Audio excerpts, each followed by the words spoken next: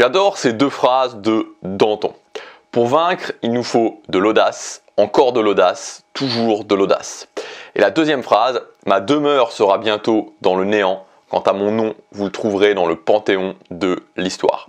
Danton, c'est un des personnages, enfin pas un personnage, c'est un des acteurs plutôt principaux de la Révolution française et c'est aussi l'un des plus grands orateurs français. Si vous voulez remonter un petit peu plus loin, il y a aussi Cicéron à l'époque romaine qui a vraiment marqué son temps grâce à ses talents d'orateur et qui a aussi, lui, de son côté, vraiment structuré un peu cette notion de discours, cette notion d'éloquence.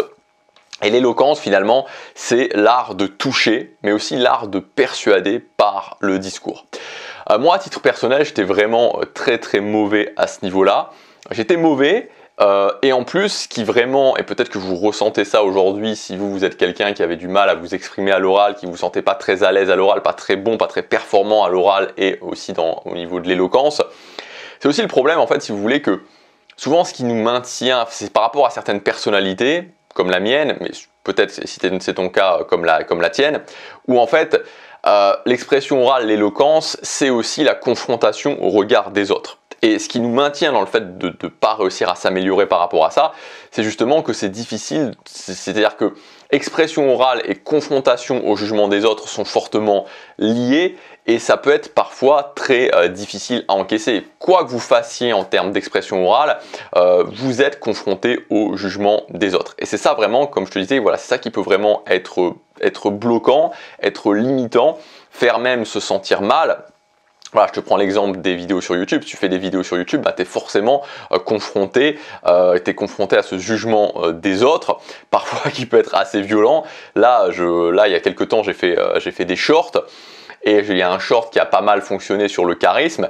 Et c'était assez impressionnant quoi, parce que maintenant j'ai désactivé les commentaires parce que tous les jours j'avais des insultes, des commentaires négatifs sur ce short quoi. Et donc je me suis dit il faut parfois avoir il faut avoir un peu la peau dure, le cuir dur pour encaisser tout ça, pour encaisser parfois un torrent de jugements négatifs. Bref. Donc voilà, tout ça pour dire que moi j'étais vraiment à la base mauvais là-dedans et le fait de ne pas vouloir me confronter au jugement des autres me maintenait dans le fait que j'étais plutôt très bas dans cette compétence d'éloquence. Et puis en fait je me suis retrouvé justement il y a plusieurs années en arrière face à un dilemme puisque les objectifs que je voulais atteindre dans ma vie me forçaient quelque part à m'améliorer. Donc justement, par exemple les vidéos YouTube, j'ai voulu lancer un business et j'ai voulu commencer à faire des vidéos sur YouTube et donc j'étais forcé de m'améliorer, voilà, je devais m'améliorer parce que ça faisait partie du métier. Et puis aussi la deuxième chose qui a fait que j'ai voulu m'améliorer, c'est que petit à petit j'ai compris que en fait, l'éloquence, c'était vraiment quelque chose qui était là dans tous les domaines de ta vie. Vraiment, c'était vraiment là dans tous les domaines de ta vie. C'était là dans les dynamiques sociales, c'était là si tu voulais rechercher un job, c'était aussi là dans ta capacité tout simplement à partager tes idées, à convaincre les gens. Tu as vraiment cette notion au niveau de l'éloquence de super pouvoir, tu vois. Et quand tu commences à t'améliorer, vraiment, quand tu commences à t'améliorer, que tu prends ce chemin et que tu commences à gagner de la confiance en toi, que tu te sens plus à l'aise avec ton expression orale, avec ton éloquence, quand tu commences à parler à quelqu'un, quand tu commences à interagir même avec un groupe de personnes, tu sens quelque part, tu commences à ressentir que tu as ce pouvoir, que tu as cette espèce de super pouvoir. Et c'est assez plaisant. Tout simplement parce que les gens t'écoutent plus, les gens sont aussi plus intéressés par ce que tu dis, tu as aussi cette capacité de plus les convaincre. Alors que fondamentalement, tu peux dire exactement la même chose, mais c'est la présentation qui va être différente. Donc dans cette vidéo, je voudrais te partager plusieurs techniques pour améliorer ton éloquence. La première chose, une technique qui fonctionne très bien pour améliorer ton éloquence, c'est t'enregistrer à lire à haute voix. Je dirais que juste l'audio, c'est encore plus dur que la vidéo parce que dans la vidéo, on te voit. Tu vois, quand tu es en vidéo, quand tu parles, actuellement, tu me vois, tu vois pas juste, t'as pas juste ma voix, tu vois, t'as pas juste la voix, t'as aussi ma tête, mes mains, etc. T'as tout ça. Et donc, quand t'as juste l'audio, c'est plus difficile parce que là c'est juste ta voix, tu vois, c'est juste ta rythmique, ta voix, les expressions que tu mets, les émotions que tu mets, tout ça par la voix. Et donc ça c'est super intéressant de le faire, et donc le plus simple pour commencer à le faire, pour t'enregistrer, c'est tout simplement de lire, puisque quand tu lis, t'as pas à préparer le contenu. Voilà, c'est juste toi qui t'as juste, le contenu est déjà prêt, t'as juste à rendre le contenu vivant. Et c'est un très très bon exercice. Moi je me souviens, bien avant de faire des vidéos sur YouTube, il y avait des fois où je m'étais, c'était pas moi qui m'étais enregistré, mais des fois où je me souviens, où je sais plus dans quelles occasions vraiment, j'avais entendu ma voix, ou j'entendais ma voix telle qu'elle était, et je me disais mince, c'est moi qui, c'est tellement plat, c'est tellement monotone. Bref, voilà. Donc première chose, c'est vraiment le fait de t'enregistrer. Deuxième chose que tu peux faire pour t'améliorer au niveau de ton éloquence, c'est le fait de faire des comparaisons. Comparer ce que tu dis, comparer les affirmations que tu dis à quelque chose. Donc là, je t'en ai noté deux. Premièrement, je peux dire, vouloir lancer un business en ligne sans plan, c'est comme essayer d'abattre un mur en béton avec une petite cuillère. Tu vois, c'est vraiment l'exemple d'une comparaison. Je peux dire, voilà, vouloir lancer un business en ligne sans plan, c'est vraiment quelque chose de très difficile. C'est difficile. Mais c'est beaucoup moins parlant pour vraiment le cerveau humain que si je dis vouloir lancer un business en ligne sans plan, c'est comme essayer d'abattre un mur en béton avec une petite cuillère. Deuxième exemple, laisser ses émotions hors de contrôle, c'est comme faire toute ta journée avec un boulet de 20 kg à tes pieds.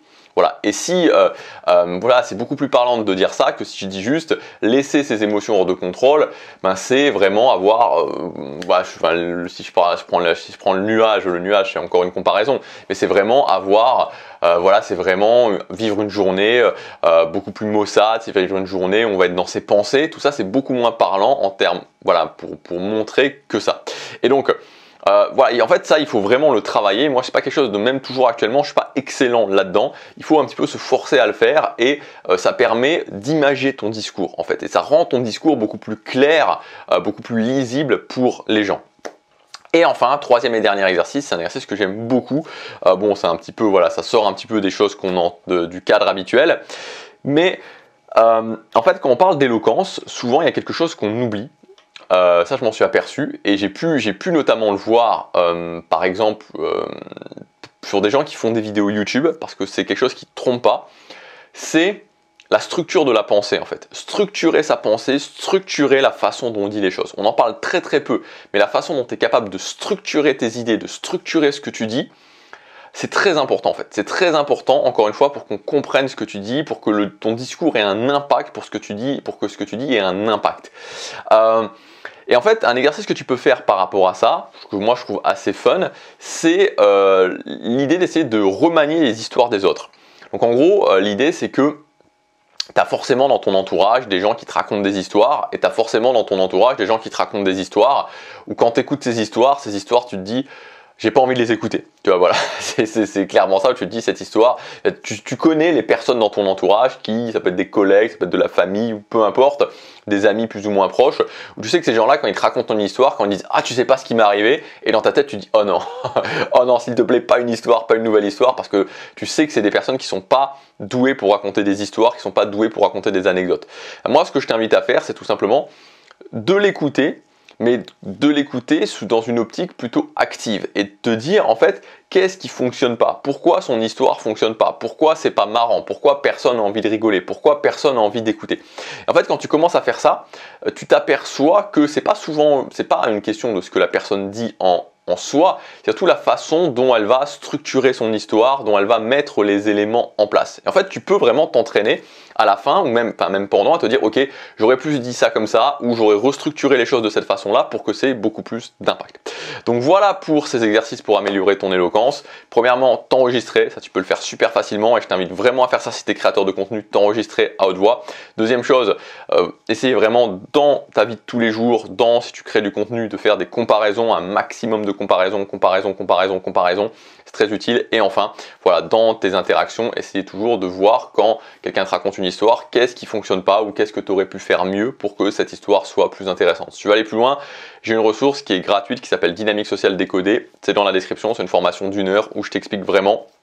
Alors on n'est pas vraiment dans l'expression orale, on est plus dans le cadre des dynamiques sociales, de la compréhension des dynamiques sociales, de la compréhension en fait de la psychologie humaine appliquée aux dynamiques sociales, puisque voilà, les dynamiques sociales sont en fait Les gens qui sont bons dans les dynamiques sociales, c'est des gens qui soit le font naturellement, soit l'ont appris, mais comprennent la psychologie humaine. C'est très lié à la psychologie, enfin c'est super lié à la psychologie humaine, ce qui fait en fait, et c'est assez paradoxal, que les dynamiques sociales se rapprochent d'autres activités qui sont liées elles aussi à la psychologie humaine. Je pense à la vente. La vente, c'est de la pure psychologie humaine.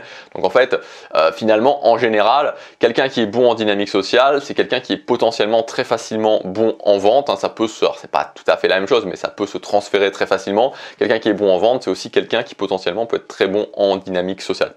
Bref, voilà, c'est dans la description, c'est gratuit, ça s'appelle Dynamique sociale décodée. Je te laisse regarder ça. Je te dis à demain pour la prochaine vidéo. Passe à l'action, chaque jour compte.